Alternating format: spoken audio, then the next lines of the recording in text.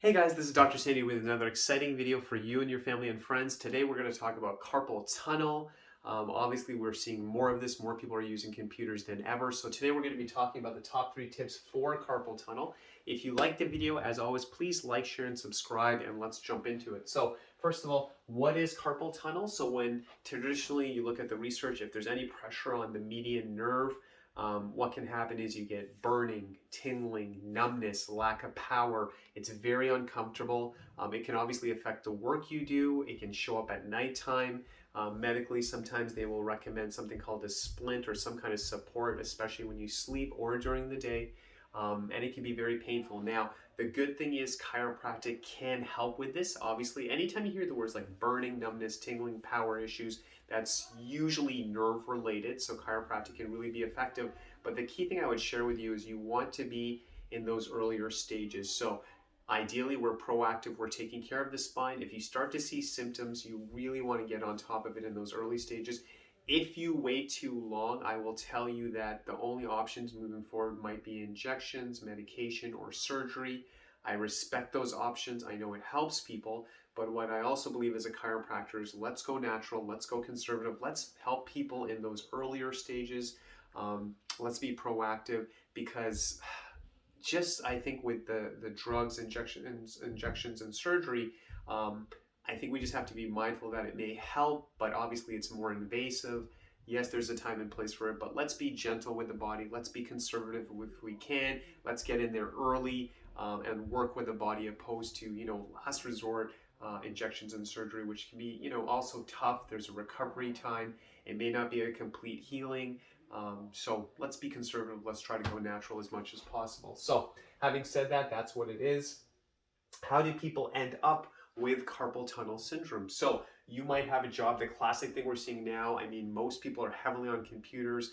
Even students, long times using a computer, that repetition over time can lead to the burning, numbness, tingling, to the point it actually hurts to use the computer. Maybe it hurts to write. Maybe it's hard to hold a spoon or drink some tea or whatever you're doing. So we want to be mindful of that. Those are some of the symptoms you would have. So using a computer, maybe you have a factory job where you're constantly doing that same motion with the hands all day, hundreds of times a day. Maybe moving certain objects or packing certain things can also cause carpal tunnel. If you also have a job where you're holding something that vibrates like heavy machinery, that can also lead to carpal tunnel. And again, this can be really hard on people. It can really affect quality of life.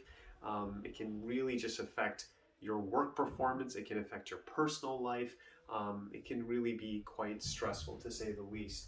Now, what are other things that can affect it? So that's kind of on the physical side. If you're constantly under stress, if you're constantly worried, it can cause pressure in the top area. And if this constant stress causes contraction because the nerves are overstimulated, causing the muscles to contract, especially at C7, any pressure on C7 or around that area can lead to numbness and tingling actually in the hands. And what I love about chiropractic, our approach is that let's look at C7, let's look at the elbow, let's actually look at the hand itself. So someone may have symptoms here, but the root cause of it could be coming from somewhere else. And it's a very holistic view we take. We look at that whole structure, and a lot of times I will look at the neck area, and a lot of times I do find misalignments here, pinching it, which does affect other systems. So my thinking is let's look at that whole chain. Let's look at also what else is getting affected that could be causing those type of symptoms.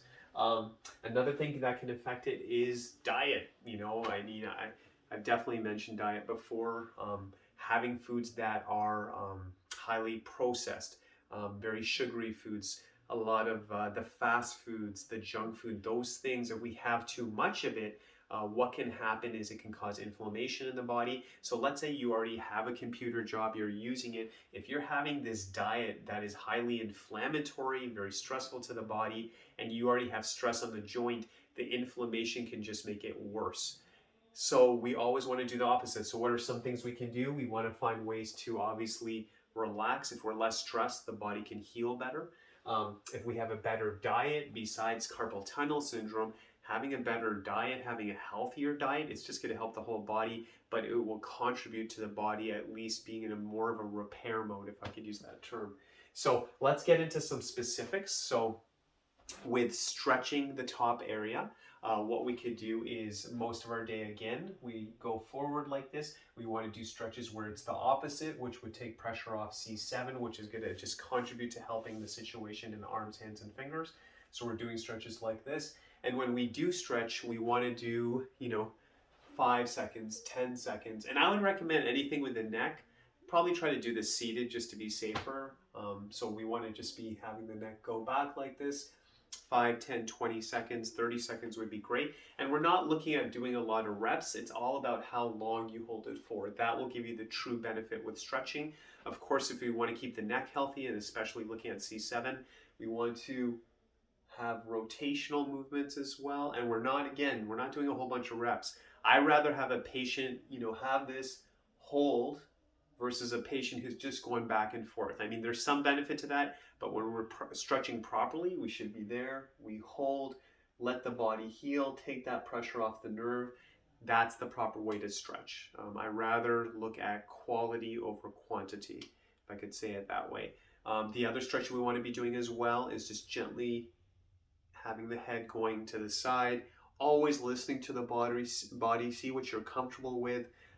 That's the best way to do it. The other thing I would say as well, I'm just looking at that, if you are having any type of numbness and tingling and burning sensations, I would recommend getting a cold cloth, whatever you can tolerate, obviously, with a cold cloth, and just putting it by the neck, putting it on the elbow, putting it on the hand, 5 to 10 minutes. Obviously, see what you're comfortable with. It should be giving you some relief, but that's another tool you can use. Just a cold, wet cloth should take some of the inflammation down. Another thing, obviously, especially if you have a job with the vibrating equipment, possibly you're in a factory or if you're on a computer, you want to be taking breaks. I've said this before, I'll say it again, every 30 minutes, every hour, give your body a chance to rest, give it a chance to recuperate. Another thing I should say, just coming back to the stretches as well. So stretches for the arms and hands, obviously if you can have a wall, you're holding it and doing these kind of movements, we're opening up this whole area. Let's think more global, even though the problem might be here, let's look at the whole system. So we're gonna have stretches like this. You can use one that I recommend to my patients as well, where you can slide, we're opening up this area, we're going this way, we're rotating. And then the hand itself, what we wanna do is actually go there, gently pull it back. We're gonna flip, we're gonna go this way. You want to have the arms there, and the hands open, the fingers are spread out wide, and then each of them just kind of going to the side, each side, and then I would do the opposite side, and then just gently, whatever you can tolerate, just gently pulling those areas. You may want to even gently massage the area as well to take some pressure off, having that stretch this way, having it this way, just doing different movements, then having it down and coming towards you. Just having those different movements will only help the situation.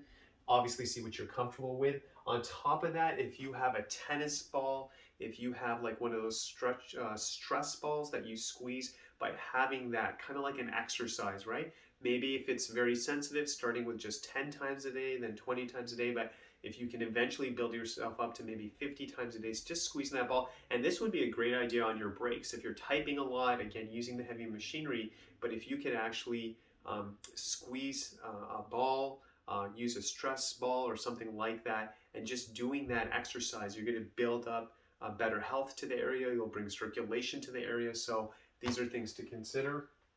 Ergonomics, you want to look at having a good workstation. I know when you go to a computer store, if you look online now, they have a lot of options for different keyboards, different mouse that may make your work easier. Look into these things. They are researching all the time, and I think they're beneficial. So having a good workstation, making sure that you're not in an awkward position where you're uncomfortable, or you have your mouse like so far away and you're stretching for it, and every time you use your mouse it's aggravating you. So look at it, it's a good investment. Look at some good computer equipment, look at a proper mouse, look at a keyboard, look at the chair you're sitting in, look at the desk height. There's a lot of variables to look at when it comes to ergonomics. And of course, if you're listening to this as well and you're having those symptoms, I would highly recommend getting a chiropractic checkup. If you haven't worked with us before, we'd love to book you for a consultation. If you have worked with us before and you're starting to get those symptoms, we're definitely here for you. But I always like to start with a checkup. We get a full history. We have computers that assess the health of the spine and the nerve system. If need be, we might send you for an x-ray, but If you're interested in that, please go to gopowerflow.com or call us at 905-896-3393. If you're listening to this, a family member who may be needing help, a friend you know who's always complaining about the arms and hands, they should start with a checkup, see if there's nerve involvement, and if there is, let's see what options we have. And if it isn't related to the nerves, we'll do our best to try to connect you with someone who might be able to help. But it's something that, again, I can't stress to you enough. If you catch it in the early stages, better outcomes. If we wait too long, it can lead to long-term problems, which no one wants. So really hope you enjoyed the video.